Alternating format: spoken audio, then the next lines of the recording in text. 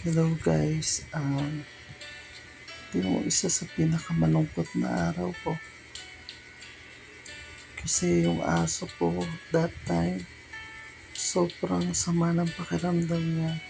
Hindi na siya kagaya ng dating nakikipaglaro sa akin. Hindi na siya kagaya ng dating kinakagat ako every time na makikita niya ako.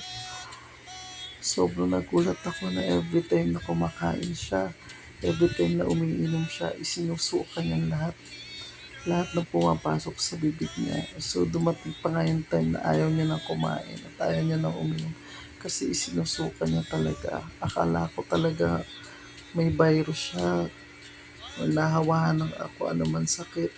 Kaya hindi na ako nagdalawang isip na dalhin siya sa veterinaryo kasi hindi ko kaya makita na ganyan yung aso ko. Nakakapanlambot, nakakapanghina.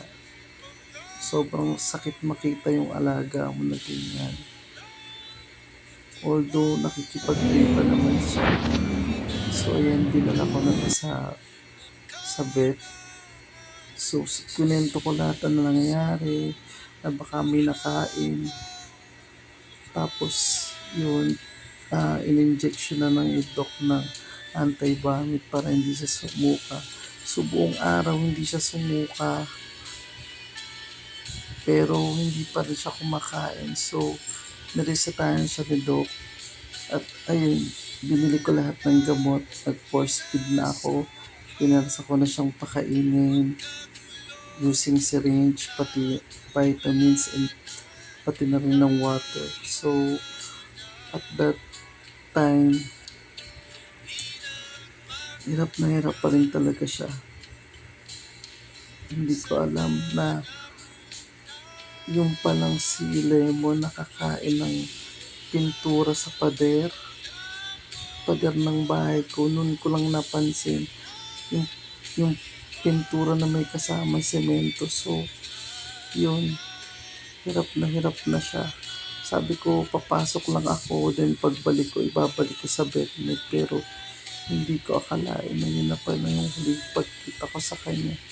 Na pagdating ko, puro dugo yung sahig.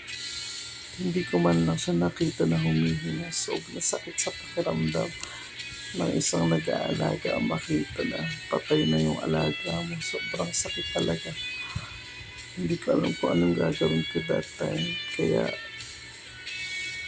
hindi ko alam kung saan ako nagkulang o hindi para talaga siguro para sa akin yung aso ito.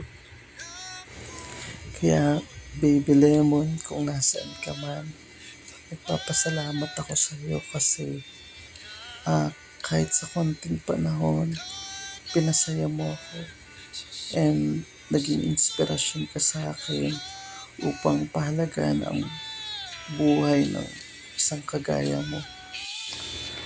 Hindi kita makakalimutan and mahal na mahal kita, Baby Lemon. Sana makakita pa ako ng kagaya mo. I love you so much and mahal na mahal kita, Baby Lemon. Hanggang sa muli.